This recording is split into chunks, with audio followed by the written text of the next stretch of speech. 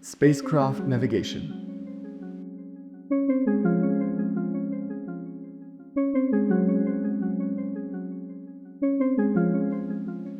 We use them every day, perhaps even without noticing. Space-based navigation systems, with GPS being the most recognized. Others like Galileo, Baidu or GLONASS serve a similar purpose. They provide us with information on our position relative to the Earth, mostly expressed in a coordinate system called WGS84. But what about the other way around? How can spacecraft know their position? Today, I'm going to present different localization methods for spacecraft and the parameters in which those can be applied, also giving some advantages and disadvantages of each.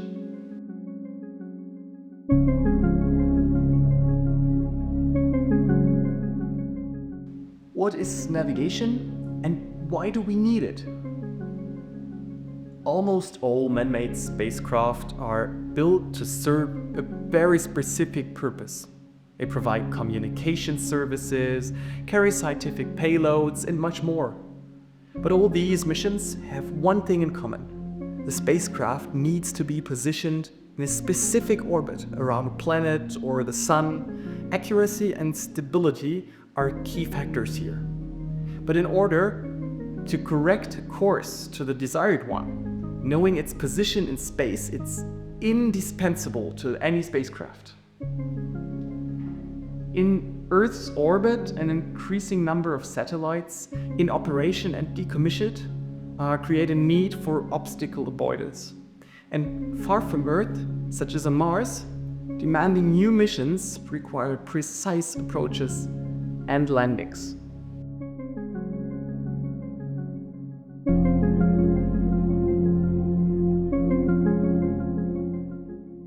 Localization systems near Earth. The orbits close to our home planet are heavily used and have been for several decades. This is why there is an extensive infrastructure in place to help with navigation. GNSS. As mentioned in the beginning, GNSS systems like GPS, for example, are used on the ground. However, these systems can also be used for low Earth orbit positioning. GNSS systems work with ranging via radio signal. Subsequently, the time a radio signal takes to reach the user is measured for multiple satellites, leading to the distance from said satellite. If this calculation is done not for just one, but 3 satellites, we can know the position in the 3-dimensional space. For correcting the errors of multiple clocks, a 4th satellite is required. This leaves only 2 points in space. Usually one of them is far from correct, such as hundreds of kilometers above Earth. Thus, we can easily determine the correct position. The ANUSAT GPS experiment demonstrated the use of the GPS constellation at up to 20,000 kilometers. NASA also plans using GPS on Moon. However, the range is insufficient for Mars missions, for example.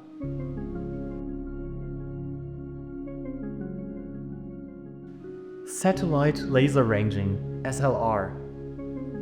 Now that we've learned how ranging works for radio signals, we can translate this principle to other methods, such as optical ranging. This method uses lasers based on Earth, targeting retroreflective parts of the satellite. The laser is aimed at the reflective surface and pulses are set. Now, the time for these pulses to return is measured. Taking the light speeds for the mediums in between the satellite and the ground station into account, we receive double the distance between both segments. When we now add the aiming direction of the laser into the calculations, we can calculate a position from the range measured. Although This procedure is very accurate. It has one major downside. We need to know an estimated position of the spacecraft first to aim a laser. Furthermore, the longer the distance gets, the more accurate the positioning of the laser must be. This makes the system unsuitable for interplanetary missions, for example. NASA's SLR system supports satellites up to geosynchronous orbits. For these reasons, the usual application for SLR systems is geodetic research. Lastly, this method requires the clean line of sight. Clouds or other weather phenomena can disturb laser ranging.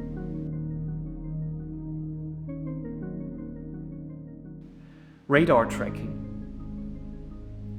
Another system we can use to locate bodies in space is radio detection and ranging. In short, radar. This works very similar to laser ranging, just instead of a laser, we use radio signals. This is less subjective to weather or other disturbing factors. Again, we measure the time it takes for a signal pulse to travel to the spacecraft and back, and factor in the antenna heading, of course. Again, just as with laser ranging, this method requires an approximate starting position. This is why there is also another radar-based approach, which can handle more objects at a time and can better cope with very fast objects in low Earth orbits. Here, a beam is formed from many antennas and kept static. This way, the antennas can detect whenever an object crosses the beam.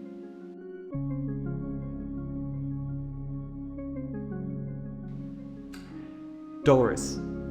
All these systems use simple principles of physics, and so does the next one. It is called Doppler orbitography and radio positioning integrated by satellite, abbreviated DORIS.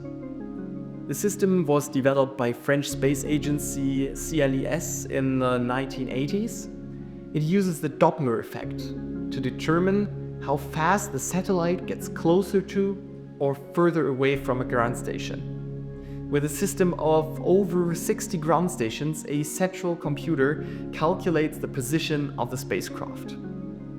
The system was only used in 14 missions since 1990. Although it is reliable, the relatively large satellite-based receiver might be hindering its implementation on smaller satellites. One natural limitation of this system is that the spacecraft needs to be moving fast in relation to the ground stations, such as in an orbit. This is simply because the Doppler effect only occurs when two objects change their distance. Therefore, this system would not be very helpful for interplanetary missions, for example.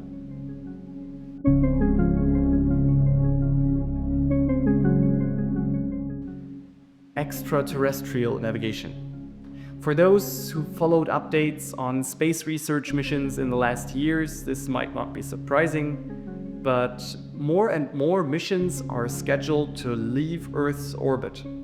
None of the technologies mentioned so far are well functioning for missions leaving the proximity of Earth. Luckily, there are a few systems that can provide this, mostly with lower accuracy though.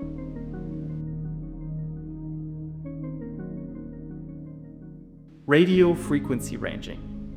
A commonly used technology for localization of spacecraft far from Earth is radio ranging. It works just as the ranging methods in Earth's proximity, but uses much larger antennas to increase the gain. A big advantage is the possibility to combine ranging and telecommunication, as done with NASA's Deep Space Network.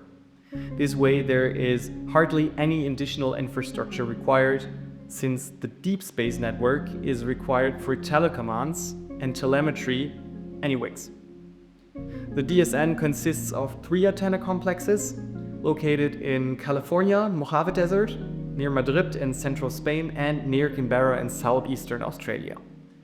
Each complex features 1 antenna with a 70-meter diameter and 2 to 5 antennas with 34-meter diameters each. The locations were chosen to be approximately 120 degrees apart from each other, making sure there's always at least one antenna complex in good line of sight from any direction. The DSN can reach any point at least 16,000 kilometers above the Earth's surface. Besides the primary use for telecommunication, the DSN performs one- and two-way ranging and Doppler measurements, useful for calculating position and speed of the spacecraft.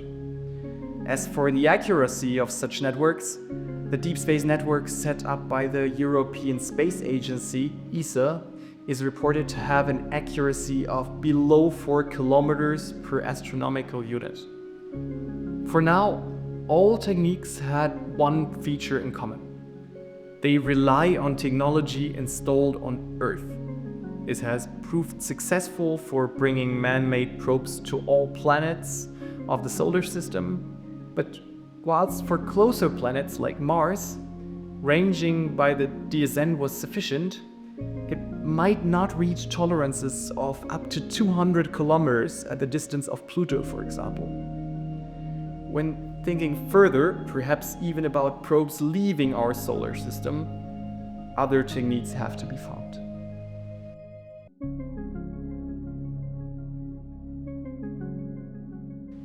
Astronomical features. This is probably the oldest method of navigation humans know, learned millennials before the time of space travel and utilized to discover continents, maintain trade routes, and much, much more. Just as humans use the sun, planets, stars, moon to navigate on the ground, spacecraft can make use of these features even in space. For interplanetary missions, especially the angles between planets and their moons, stars at the sun, they help keeping track of the spacecraft location.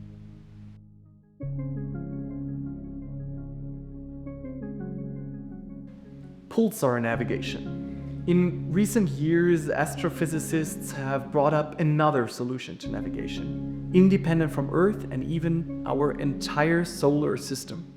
There are certain neutron stars, heavily magnetized and fast spinning. These stars emit characteristic radio frequency pulses. Since these pulses led to their discovery, they are called pulsars. The pulses of each star are periodic and unique to the respective pulsar. That's why from the 1970s on, even though only about 24 pulsars were discovered at the time, researchers at NASA's Jet Propulsion Laboratory, JPL, began developing concepts for pulsar navigation. The idea, most efficiently performed in X-ray frequency bands, compares received pulsar signatures with recordings at a point of reference. The difference between those two recordings can tell an approximate position in space, compared to the reference point. This reference, however, can also be a recording made earlier, since the pulsar signals occur periodically. This makes for an autonomous system not requiring radio contact to Earth or any other body of our solar system, once it is calibrated.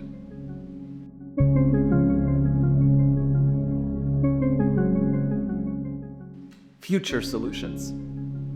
In line with the Artemis program, NASA's JPL started the Lunar Communication Relay and Navigation Systems Project, abbreviated LCRNS.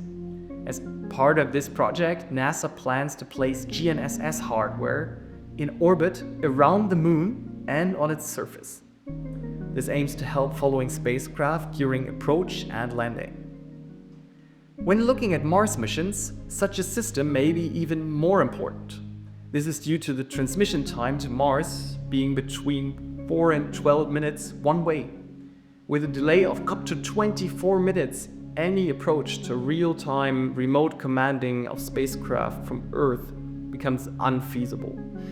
Autonomous steering can supposedly be improved by accurate navigation data, and Mars has a complicated environment, way more complicated than the Earth's moon, due to its atmosphere.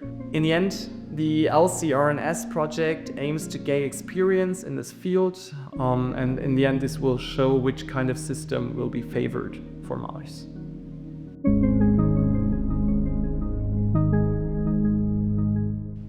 Now, all these methods presented have advantages and disadvantages.